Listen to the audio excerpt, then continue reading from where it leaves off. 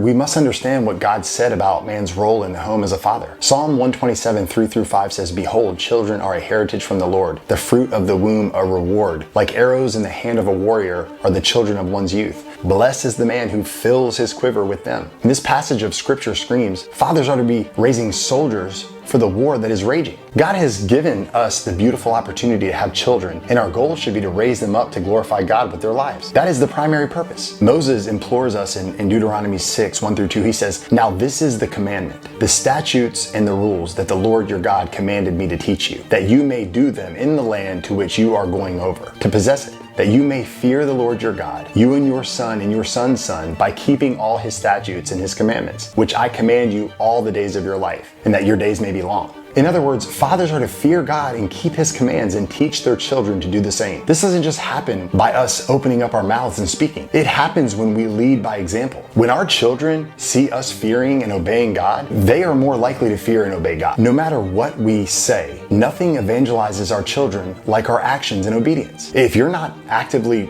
living out your faith, teaching it makes no sense. In fact, teaching it without living it only confuses and ends up teaching hypocrisy. You can't teach your kids to fear the Lord if you don't fear the Lord. You can't teach your kids to love the Lord with all your heart, soul, mind, and strength unless they see you loving the Lord with all your heart, your soul, your mind, and your strength. We can read about it, we can teach it, we can study it, but if we're not doing it, all that will be produced is watered down followers of Jesus.